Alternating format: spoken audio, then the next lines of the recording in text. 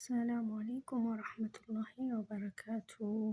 በዓለም ዳርቻ በየአረብ ሀገር ያላችሁ እንደኔ ጠለብ ቤት ያላችሁ እስቲ አንድ ነገር እንናገር ዛሬ። ምንድነው እሱ? አንዳንዴ አላማችንን እንረሳለን መሰለኝ የመጣንበት። ሁሉም ነገር ብልጭልጭ ይሆንብናል። 2 አመት ብለን እንመጣለን። ያችን 2 አመት ደሞዛችንን እንዴት እንያዘው? ኧረ ተው ተው፣ ትዝብት ነው ትርፉ። ተው፣ የምን ኮተት መሰብሰብ ነው? አሁን ደግሞ ምን መጣ?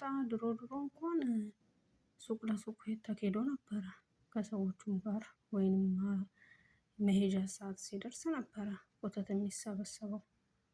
አሁን ደግሞ የፈረደበት ኦንላይን መጣ።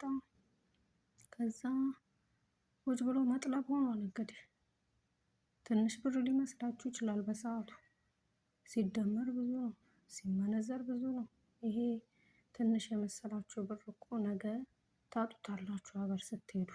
እስካላችሁ ድረስ ነው ደግሞ ሰው። ኧረ ተው ኮተት አትሰብስቡ ተው። ወላሂ አሁን አንድ የሰማሁት ነገር የሴትዮ እህት ሰራተኛውን ወደ ሀገር ስትሄድ የ30 ኪሎ ነበረ ግን ትኬት የቆረጠችላት ማለት ነው። እና እቃዋ ደግሞ በጣም ብዙ ነው። ምንድነው ብትሉ ብትጠይቁኝ ምንድነው? ሚኪያጅ፣ ልብስ፣ ጫማ ምንድነው ለከሊት ለእንትና ለከሊትዬ። እሺ ዛሬ አከፋፈልሽ ነገ ሀይ ብሎ ስትቸገር የሚሰጥሽ እኮ የለም። ወላሂ ለምን አንነቃም? ንቁ እንጂ የምን ኮተት።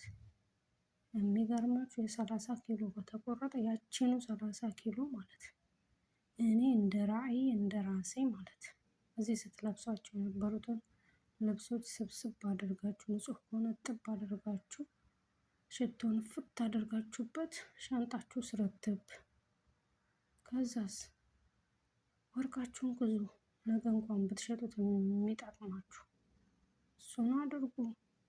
ኮተት አትሰብስቡ ባካችሁ። ተመልሰን እኮ ለስደት የምንመጣው ያው የሰበሰብነው ኮተት ዋጋ ስለሌለው መሰለኝ። አውጥተን እንኳን መሸጥ እኮ አንችልም። ጨርቅ መሆን ይሸጣል፣ ቤት ያጣብባል እንጂ። አንዴ ደግሞ እንጠቀመው ይሄንን ጨርቅ። የሚገርማችሁ እኔ ከዚህ ይዤ የሄድኩት ልብሶች አሉ አሁንም ድረስ ከስንት አመት በፊት አንዴ አለብሰው እኮ። ልብስ ደግሞ በሂደት እየሰራችሁ ትገዙታላችሁ፣ ኖርማል ነው። እና እህቶች ኮተት አታብዙ፣ ጨርቅ አታብዙ። አሁን ለምሳሌ ይሄ በ15 ድርሃም ወር ሪያል የሚበሉት ይሄ በ20 ነው፣ ይሄ በ15 ነው፣ በ5 ነው ሊሆኑ ይችላሉ። ያ ግን ሲተረቃቀም ብዙ ይሆናል። እኛ ላናስበው እንችላለን። ብሩን ይዘን ሄደን ወደ ስራ ብንገባ ነገ የተሻለ ለውጥ ልናመጣ እንችላለን ሀገራችን ላይ። እና እናስብበት እህቶቼ ሀባይቢ። ሌሽ ወላ ተው በአላህ ኮተት አትሰብስቡ። አመሰግናለሁ።